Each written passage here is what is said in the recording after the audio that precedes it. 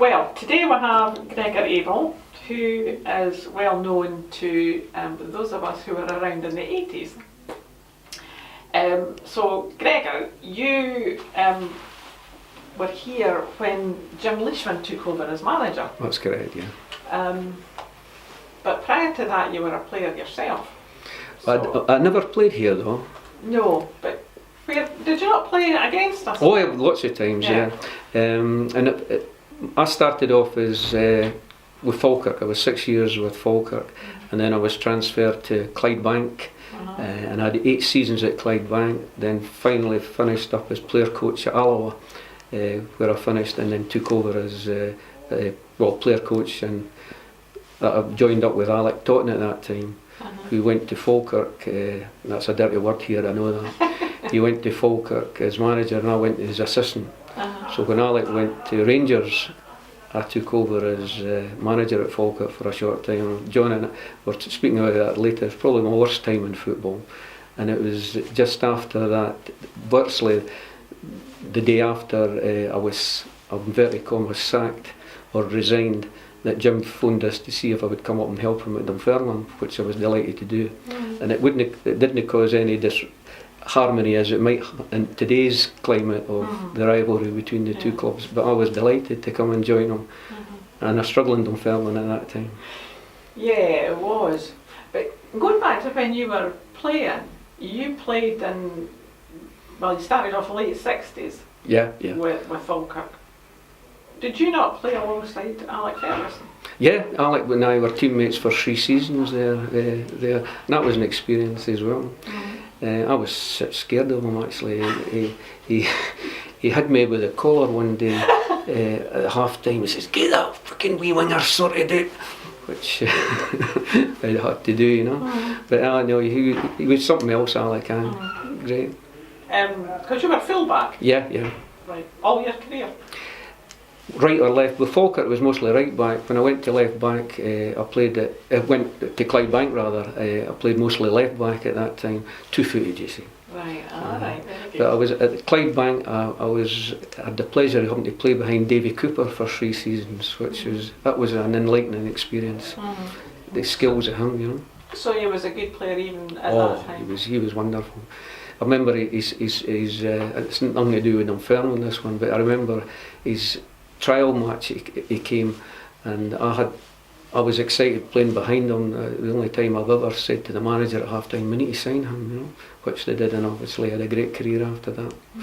But my first ever game for Falkirk first team, which you don't know, it never materialised. It was the last game of the season in 1968 here at Dunfermline, and in these days there was one substitute allowed. It was the first year of the substitutions, and you only got on if you had a medical problem, and I sat there and never got picked.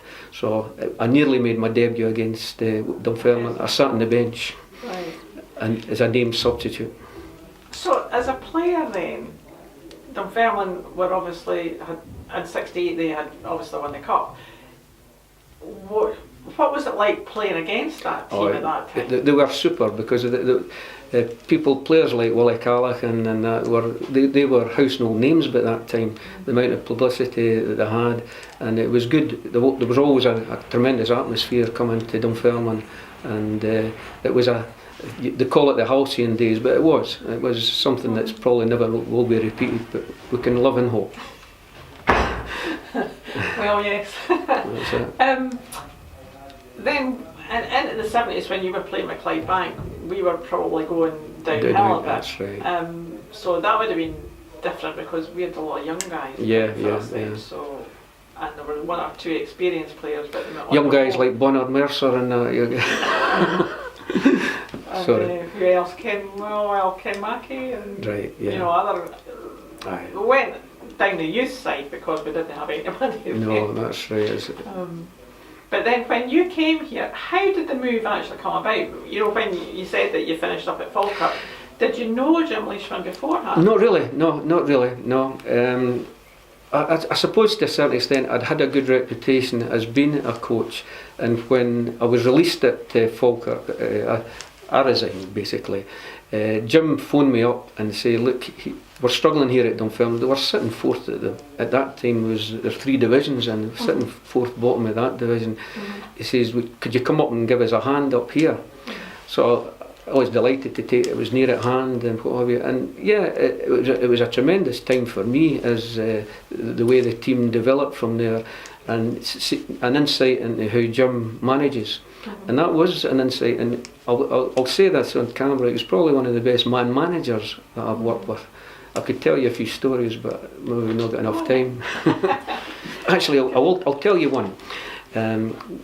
We got through the first season, so the new season, no money, players mostly part-time.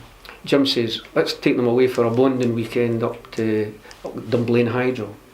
So we went up to Dunblane Hydro, and Jim got them in a room in the hotel and says, right, this is the deal.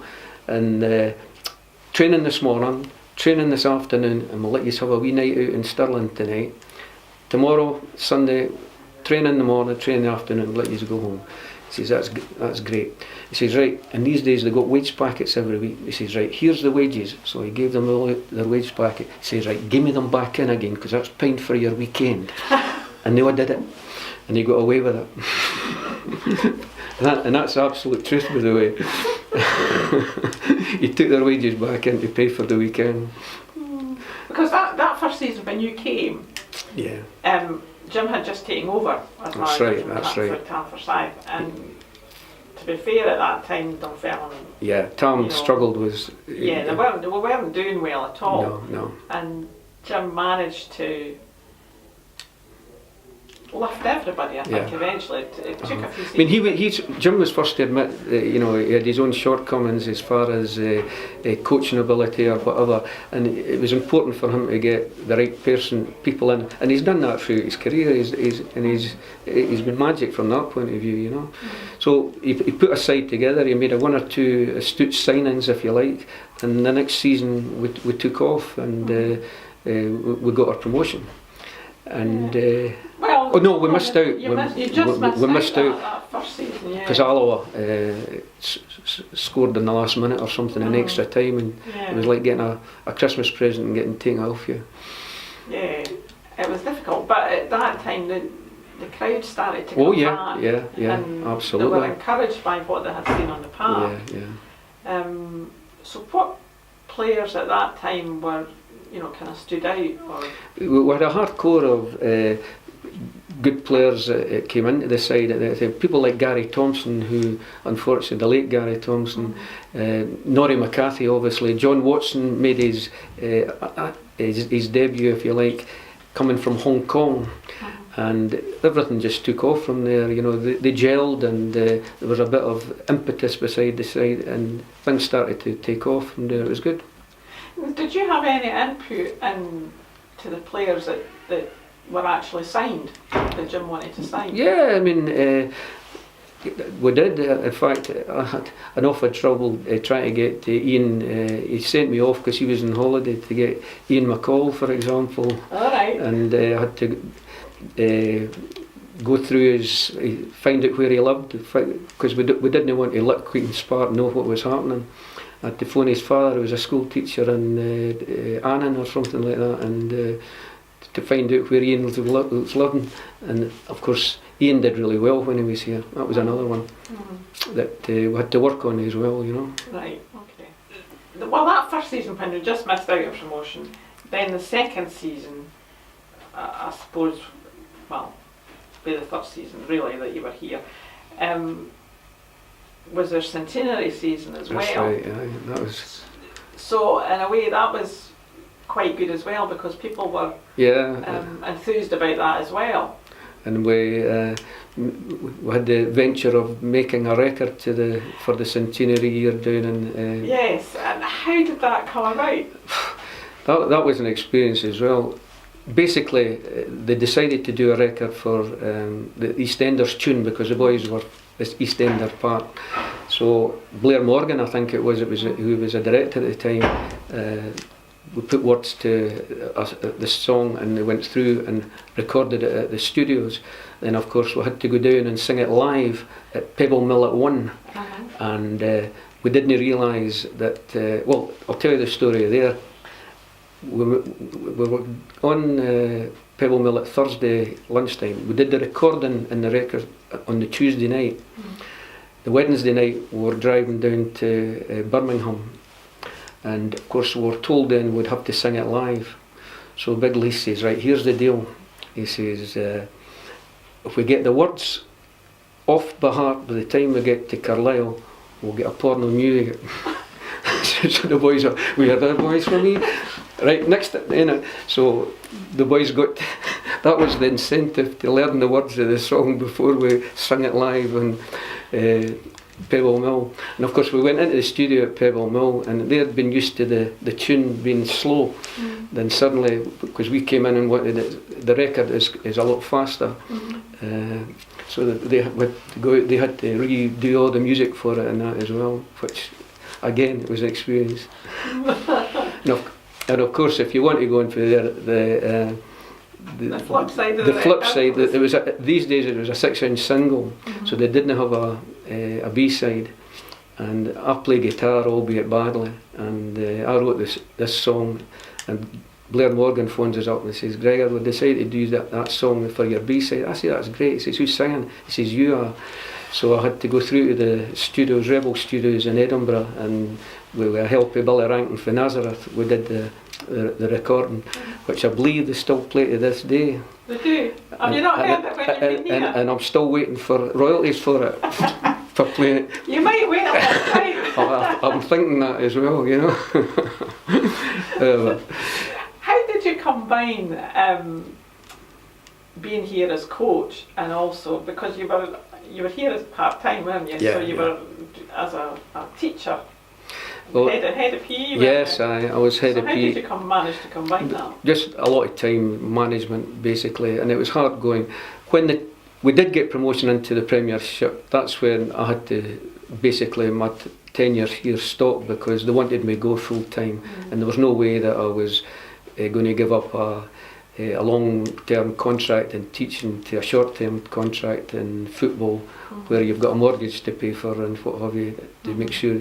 But it was hard work, but yeah, it was a good release as well from working with kids into working with big kids at night. I was going to say, it was very similar. It was similar. So the first season that we won promotion from the second to the first, I think we also, and we had a wee slight wee run in the Scottish Cup because you played for Eve Rovers down there, so that was a bit of that was a experience. I remember that when it was snowy, and we got there and they didn't have a director's box, they had a big lorry thing that they sat on, and the bus managed to park up the side, so our director stayed in the bus. But one instance there, were player Bobby Forrest that played with us. Bobby missed the bus because we're picking up, he was from Edinburgh, and we're picking up on the way down to Annan, the boys in Hamilton. Bobby wasn't there, so we get down to Annan, and Jimmy McConville was the secretary at the time. Well, Jimmy, Bobby suddenly appears with at the bus. Jimmy, you got money for the taxi driver? You jumped on a taxi down to Annan. And Jimmy's, what? And he says, how much is it? 90 quid. He says, what? He says, and you got a ticket for the taxi driver? He wanted a ticket as well. So that was, but that game shouldn't have gone ahead, but because of the snow in there and the fact that we're going down, it went ahead. An experience. Yes. Well, that season when we won promotion, they actually had, was it at Stennismuir that we actually won? Yeah, that's right, we did. We were over at Stennismuir midweek over there, so that was our first promotion at that time. And it coincided with, the funny thing is, over there I lived only about 100 yards for the Stennismuir football ground to go in there, and I stayed in Larbert at the time, but it was an experience that night, and we came back here for a wee bit, for a lemonade, you know. Right, or two. Two. So then the next season you were in the first division. And there was another change of players because we obviously were decided that the players would need to come in and players would have to go because we were in a higher division. So I think you got, like, as you said, Gary Thompson and Grant Reid and Ian McCall. That's so right. How was Ian as a player? He was frustrating though. He's the kind of player that you talk about sometimes, the kind of player that gets sacked. And Ian was hot and cold. But if Ian had a finish, because he was wonderful left foot on him, and I used to go out there and I worked for ages on him trying to take a man on and whip balls over with his left foot. And when Ian was doing that, it was great. But when Ian got into his head that he wanted to take an extra touch and an extra touch, that's where you tear your hair out, and that was hard from that point of view. And that's where Jim's hair started to come out, you know, and go grey with Ian McCall. Because he shared a flat with John Watson and Norrie McCarthy, and that was a terrible group. You were talking about experience though. I remember going down to Kilmarnock, and we had one of the players was sent off. John Waddle, it was. He didn't last long at the club, but he got sent off, and Jim and I weren't quite sure the reason for it, but just the way it works, you know, Jim was always getting in trouble with the referee, and he says, Gregor, he says, you need to go into the referee and find out what's happening because I can't. So I went and knocked on the door, and it was referee Sign that used to work with us, and he's an arrogant. And he says, he's walking by, and I says, could you tell me why you sent off Miss... I was being polite. And he says, yes, I could tell you. And he walked in and shut the door on me. Oh, that got us angry. Jim got himself banned at one point, you know, and he was sitting down, and I had the walkie-talkie down in the dressing room, and he's up in the stand, and John Jobson was sitting beside us, you know, helping us, and Jim was bloody nuisance, this on the phone. He said, switch it off, John. So we switched it off. He was going crazy. He was getting taxi drivers and everything on his one, you know, looking for taxis. People were saying, get him, shut up. Anyway. Is there any particular game that kind of stands out for you? I think the Scottish Cup tie we had at Hibs was a good experience, because the amount of support we lost it eventually, but the amount of support that went through to us that day, it made you think this club has got the potential, and it was a wonderful experience actually through with the Premier League team. It was I think it was televised live as well, you know, which meant a lot to the players as well, but it was good, yeah. Because when we got the 2 consecutive promotions, I think it was, well, maybe not unheard of, but it was it was well noted that Dunfermline had got these 2 promotions, and they were, going, as probably Jim wanted to, we would maybe do quite well in the Premier League. Yeah. It was. I think that it was always the time that my tenure at the club would have been ready to go, because they needed to go full time, and they had to go full time to compete with, and that's where they brought in Ian Munro at that time. But it's a different mindset, because you're for the players themselves, because most of the players went full time at that time, and it was their livelihood then depended on it instead of anything that they had out with the game. So the whole professionalism of the club had to change at that time, and they did well for a wee while in that division there. They brought in a few players, paid a bit of money, and it was a different ball game, because you're playing against the Rangers and Celtics, the Hearts, the Hibs, and these are all big for the club as well, you know. Because when we were part-time at that time, and money was tight. Oh yeah. So it would be difficult to get players to come in. Yeah, it's difficult to sign players that wanted to be full time. That was the difference then, you know. But no, it's one of these. I'll always have an affiliation for the club and look for results every week, etc. Even although I've got my Falkirk fixture list in front of me as well. Excuse me. Terrible. That's terrible.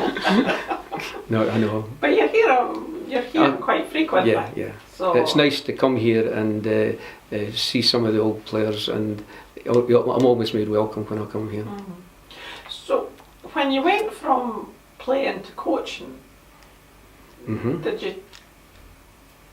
you take to it quite well? Is it something? Actually, that you always wanted to there's a do? wee story about that, because I was player coach at Alloa, and taking the training as I was doing and trying to keep yourself fit, it's not always a good idea. My own game was beginning to suffer, and my own fitness was beginning to suffer because you don't push yourself as hard. So we're playing Queen's Park at Hampden. So and there was a winger playing for Queen's Park at the time, Alan Irvine, that went down to Everton and manager at Everton and Preston. And Alan was kind of giving me a hard time.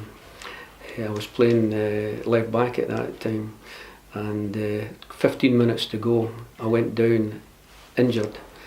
I say that, and the physio came running on. He says, "What's wrong, Gregor? What's wrong?"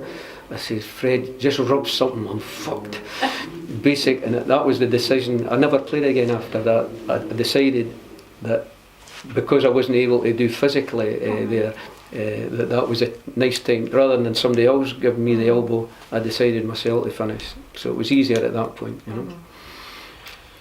So did you actually enjoy the coaching? Yes, very much so. I enjoyed really working with the players, and it's a different insight. You're not the sharp end as far as the manager is concerned, as far as taking the brunt of all the criticism, but you can get on with things on your own, and you're in the dressing room and you can have a wee bit of banter with the players that the manager sometimes they're a wee bit reticent with, you know. Who did at the time you were here as a coach? Who do you think was, or in your opinion, who do you think was the best player that we had? The best player that we had at the time, I think, basically overall, and you can't go by the big Norrie McCarthy at the time. Norrie had everything: his strength, his stamina, his ability to come forward and read and a leadership as well. He was a leader in the dressing room, and it was a pleasure to work with Norrie as it happened. And an absolute tragedy that his life was brought forward so tragically, basically, you know. But no, Norrie was something else. But yeah. When you left here, Mm-hmm. what did you do after that? When I left here, believe it or not, I got a phone call from Aberdeen. No, I didn't. That was another one. I went to Forfar. My friend was Henry Hall, and Henry took me up there as assistant up there, and I had maybe 4 months up there, and Alloa job came up, and I got appointed manager at Alloa after that one. I had 3 seasons as manager and got down promotion as well. And then when I got sacked there, it's a hard word in football. Alex Smith phoned me at Aberdeen and I'd see if I would come and help with them, and which I enjoyed. I was there 8 seasons. Then ended up with 5 seasons at Glasgow Rangers as well, as doing the same thing. So it doesn't owe me anything, the game. Right. Do you miss football? No. I watch a lot of it. I get invited to. I go to Falkirk home games. They have a former players club as well. I come here and just sitting back and just being critical, because you can be critical, and it's just nice. And it's nice to come to days like this here at Dunfermline, you know. Do you think the football is better or not than when you were coaching? It's difficult to say. It's like, I mean, I coached basically in the 80s, the 90s, doing the coaching. The players are a lot more professional, I think, now, looking at their diet and how they look after themselves. But whether they're more skillful or maybe have a question mark over. young players nowadays are almost like middle class because they don't come from the back streets. They come from people whose parents are willing to take them to training and stuff like that. So it's a different genre altogether, you know. But no, it's a lot more professional now than it was in our day, I think. Do you think then that children are overcoached at the moment? The problem is they don't go out as we did and play in the street or put the goalpost, the jackets down for goalposts. They're relying on parents taking them to training 2-3 nights a week, so it's all structured for them. And what that produces, it doesn't produce flair and the talent isn't probably brought to the fore so much because they don't practice on their own. And that's the worry that I have for the game for the future. That the production of young talented players is less than it was in our day, you know. So you think then that you'll not see another Jimmy Johnson or David? I don't think so. I don't think so. Not in the present climate there just now, because of the way society is for us nowadays, you know. You know, I have grandchildren that didn't go. They wouldn't know how to go out and play themselves with a ball. They have to wait to go to training and get taken. And the parents have to fork out their 20 quid or whatever, you know. And it's a different kid that's coming through nowadays. That's negative, isn't it? Well, it's funny though, but a lot of people have got that opinion. You know, but, so, to finish up, how would you look back on your time here at Dunfermline? Because being a Falkirk being a Falkirk person, when you say that with gritted teeth. No, Dunfermline is a club that is a big heart to me. It's lovely the time I had here was super. It was, and it's always a highlight. And it's one of the first results that I'll look for on a Saturday if I'm not at Brockwell or at the Falkirk Stadium. You know? But yeah, no, it's a super club, and it's people like yourself, Christine, that keep the good parts of it going, you know. Well, okay. It's nice of you to speak to us, and on behalf of the Heritage Trust, thank you very much, Gregor. You're welcome. Okay.